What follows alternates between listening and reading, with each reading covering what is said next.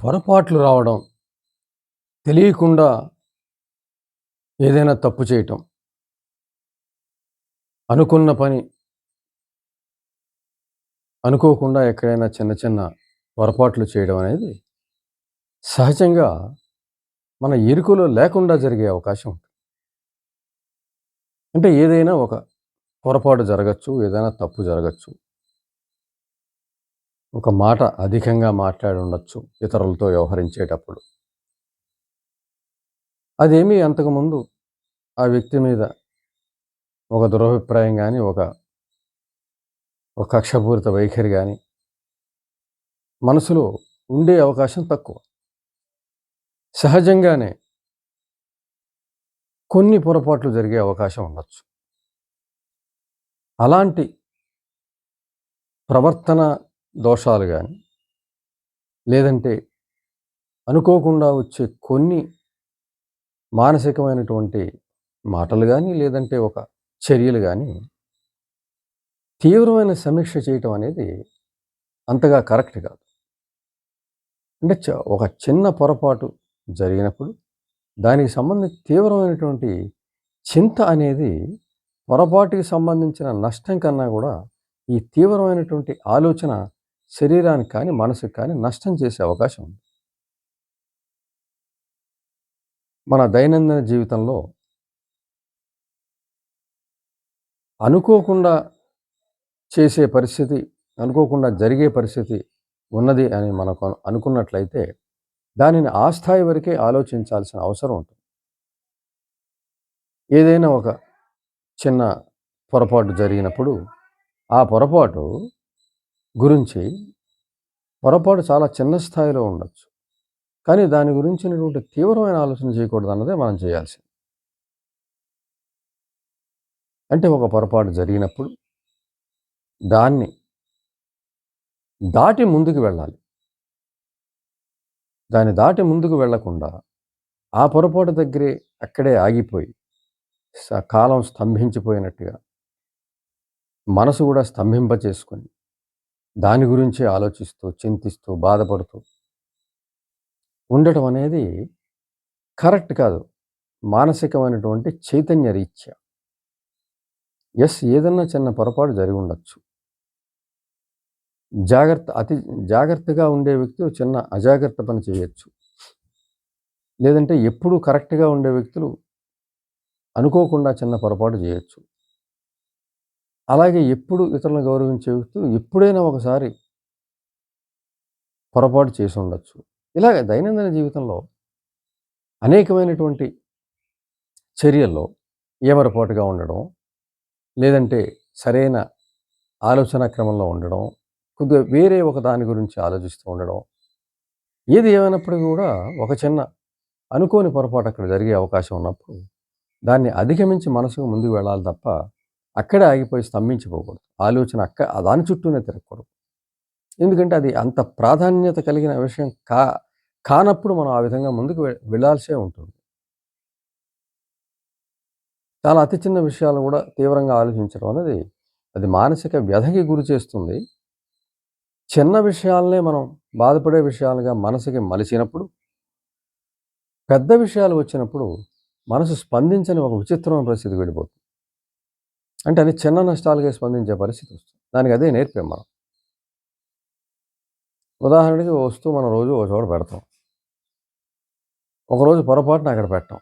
దాని గురించే తీవ్రంగా ఆలోచిస్తూ ఎందుకు ఇలా జరిగింది? ఏమిటి ఇలా జరిగింది? అని ఆలోచించడం.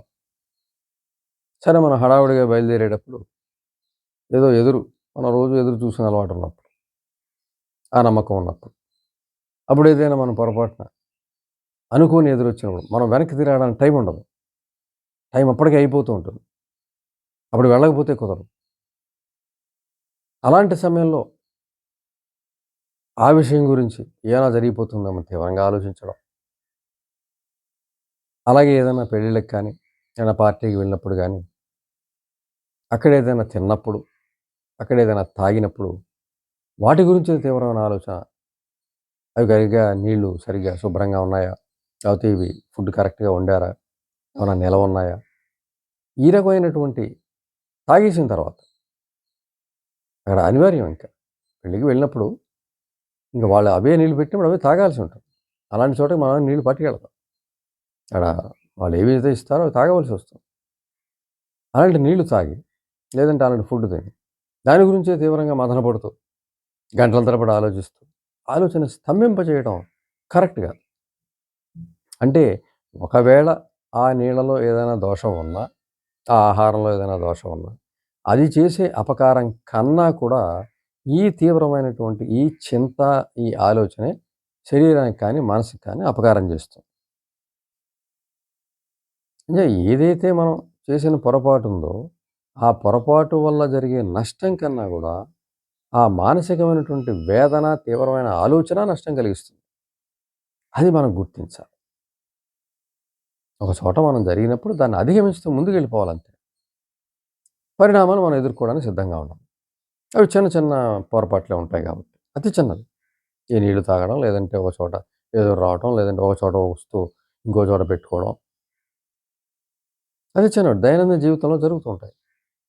వాటి గురించిన ఆలోచన చాలా తక్కువ స్థాయిలోనే ఉండాలి తప్ప, ఏదో తీవ్రమైనటువంటి పొరపాటు జరిగిపోయినట్టు, జీవితం ఏదో నష్టపోతున్నట్టు, జీవితం ఏదో దాని క్రమాన్ని మర్చిపోతున్నట్టు, మారిపోతున్నట్టు ఇలా భావించడం కూడదు. ఎంచేతంటే అటువంటి తీవ్రమైన ఆలోచన వల్ల అసలు జరిగిన పొరపాటు వల్ల వచ్చే నష్టం కన్నా దీనివల్ల ఎక్కువ నష్టం వచ్చే అవకాశం ఉంది. ఆ చింతన వల్ల ఎక్కువ నష్టం వచ్చే అవకాశం. ఇటు శరీరానికి, మనసుకి గూడా. అనారోగ్యం పాలయ్యే అవకాశం గూడా ఉంది. అలా తీవ్రంగా ప్రతిరోజు గూడా జరిగే చిన్న చిన్న విషయాల మీద ఆలోచిస్తూ పోతే. ఎందుకంటే పెద్ద విషయాలు, చిన్న విషయాలు, ప్రాధాన్యత ఉన్న విషయాలు, ప్రాధాన్యత లేని విషయాలు ఇవన్నీ కూడా క్లాసిఫై చేసుకోవాలి. విభజించుకోవాలి. దేనికెంత బాధపడాలనేది నిర్ణయించుకోవాలి. దేనికెంత ఆలోచన పెట్టాలనేది ఆలోచించుకోవాలి. నిర్ణయించుకోవాలి. చిన్న విషయాల మీదే దృష్టిని పెట్టి, చిన్న విషయాల మీదే మనసునంతా పెట్టి, శక్తినంతా దానికే ఖర్చు చేస్తే, పెద్ద విషయాలను ఆలోచించే శక్తిని మనసు కోల్పోతుంది. ఏదైనా పెద్ద విషయం జరిగినప్పుడు స్పందించదు. దానికి ఇవి స్పందించడానికి అలవాటు. చిన్నవాటికి స్పందించడానికి అలవాటు చేసేసాం. దాన్ని రోజు ఏదో చిన్న పొరపాటు ఏదో జరుగుతుంటే దాని గురించే మదన పడడం ద్వారా చిన్న విషయాల ప్రాధాన్యత తీసుకునే మనసు పెద్ద విషయాల గురించి ఆలోచించడం మర్చిపోతుంది. మానేస్తుంది. అప్పుడు మనకు ఆశ్చర్యం వేస్తుంది. ఏంటి ఇంత నష్టం జరిగితే కనీసం మనసు స్పందించదేమిటి? మనసుకేమైనా షాక్ తగిలేసిందా? ఏంటి ఇంత చిన్న విషయాలకే మనం చాలా ఆలోచిస్తాం గదా! ఎక్కడైనా ఒక నీళ్లు తాగితే ఆలోచిస్తాం. ఒక ఎదురు గురించి ఆలోచిస్తాం.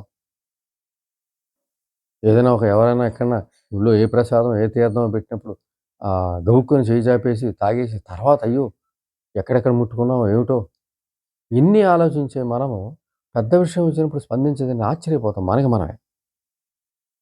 ఎందుకు అంటే దానికి ముందు చిన్న విషయాలను తీవ్రంగా స్పందించడం నేర్పేసాం మనం. ఆ నేర్పడం ద్వారా అనేక అనారోగ్యాలు కలుగుతాయి. అవి కూడా భరిస్తూ ఉంటాం. అదెందుకొచ్చిందో తెలీదు.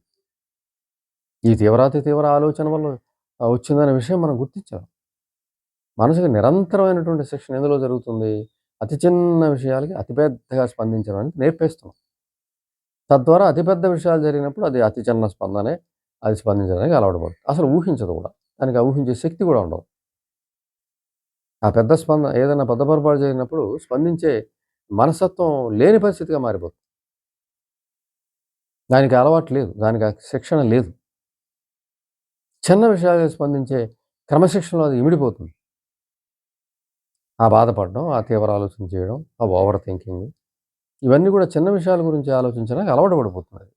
శిక్షణ దానికే ఇవ్వడం జరుగుతుంది కాబట్టి. పెద్ద విషయాల గురించి శిక్షణ లేదు దానికి. అంచేత స్పందించడం మానేస్తుంది. అప్పుడు జరగని అనర్థం తీవ్రమైన అనర్థాలు జరిగే అవకాశం ఉంది. నిజానికి అక్కడ స్పందించి ఉంటే ఏదైనా పెద్ద విషయం జరిగినప్పుడు దానికి తగ్గ ఆలోచన చేసి, దానికి తగ్గ తెలివితేటలు తీసుకొని, దానికి ఏం చేయాలో ఆలోచన ఇవన్నీ కూడా క్రమంగా వెళ్ళి ఉండును. కానీ అలా ఆలోచించని కారణంగా చిన్న విషయాల మీదే మనసుకి శిక్ష ఇవ్వడం ద్వారా ఈ విషయాల గురించి ఈ విషయాలనే చాలా ప్రముఖ విషయాలుగా భావిస్తుంది మనసు. పెద్ద విషయాలు పట్టించుకోదు. అప్పుడు మనకు ఆశ్చర్యం వేస్తుంది. ఏంటిది చిన్నదానికే నేను చాలా స్పందిస్తాను గదా! ఇంత పెద్ద విషయానికి మనసు స్పందించట్లేదేమిటి మనకే ఆశ్చర్యం వేస్తుంది. ఇంచేత విషయ ప్రాధాన్యత దాని స్పందన అనేది ఉండాలి. అతి చిన్న విషయానికి అతి కొద్ది సమయం స్పందించి పక్కన వదిలేయాలి. అది ఆరోగ్యకరమైనటువంటి పరిస్థితి. అంతే తప్ప చిన్న విషయాలకు పెద్దగా స్పందిస్తే, పెద్ద విషయాలకు స్పందించే అవకాశం ఉండదు. మనసు ఆ విధంగా స్పందించే స్పందన శక్తి కోల్పోతుంది. చిన్న విషయాలు, నిరంతరం జరిగే చిన్న చిన్న పొరపాట్లని పెద్దగా పట్టించుకోవాల్సిన పని లేదు. అది చేసే నష్టం చాలా తక్కువ స్థాయిలో ఉంటుంది. శరీరం, మనసు ఎదుర్కొనే స్థాయిలోనే ఉంటాయి ఆ నష్టాలు. ఆ 2 సిద్ధంగా ఉంటాయి. సంసిద్ధత చెయ్యాలి మనం. ఆ విధంగా శిక్షణ ఇవ్వాలి. ఇచ్చినట్లయితే చిన్నదేదైనా జరిగినప్పుడు ఒక సెకను దానికున్న ప్రాధాన్యత అంతే. ఒక సెకను ఆలోచించడం పక్కన పెట్టేయడం. మళ్ళీ ముందుకెళ్ళిపోవడం. ఆలోచన అక్కడ స్పందించకూడదు. స్పందిస్తే అనారోగ్యం. అక్కడ అక్కడ ఆలోచన అక్కడ స్తంభించిపోతే అనారోగ్యం. స్పందించకూడదు. స్తంభించకూడదు. అక్కడ కాలం ఆగిపోకూడదు అక్కడ. మనసు ఆగిపోకూడదు. ఆలోచన ఆగిపోకూడదు అక్కడ. అలాంటి స్తంభించే స్థితిలో మనం ఖచ్చితంగా తీవ్రమైన ఆలోచన తీసుకొని ముందుకెళ్లాల్సి ఉంటుంది. అంటే తక్కువ స్థాయిలో ఉన్నటువంటి పరిస్థితిలో తీవ్రమైనటువంటి ఆలోచన చేయకూడదు. ఒక సెకను అక్కడ ఆలోచించి ముందుకెళ్ళిపోవాలి తక్క అక్కడే ఆగిపోయి ఉండకూడదు అనేది తప్పనిసరిగా తప్పు. కాబట్టి చిన్న విషయాలకి చిన్న స్పందన, పెద్ద విషయాలకి పెద్ద స్పందన. చిన్న విషయాలకి చిన్న బాధ, పెద్ద విషయాలకి పెద్ద బాధ. ఈ విధమైనటువంటి నియమాల్ని మనం పెట్టుకుంటే తప్ప, లేకపోతే ప్రతి చిన్న విషయం దగ్గర ఆగిపోయి, మనసుకి ఆ విధమైన శిక్షణ ఇస్తే, అది మానసికమైనటువంటి అనారోగ్యానికి, మానసికమైనటువంటి అసౌకర్యానికి దారితీసి, వ్యక్తిని ఆందోళనకి గురి చేసి, అనవసరమైనటువంటి ఒత్తిడి క్రియేట్ చేసే అవకాశం ఉంటుంది. కాబట్టి ఎక్కడైనా చిన్న పొరపాటు జరిగినప్పుడు అక్కడే ఆగిపోకుండా, స్తంభించిపోకుండా, మనసుని స్తంభింప చేయకుండా, చైతన్యవంతంగా ముందుకు వెళ్ళే పరిస్థితే మనం మనసుకి శిక్షణ ఇచ్చి తీరాలి.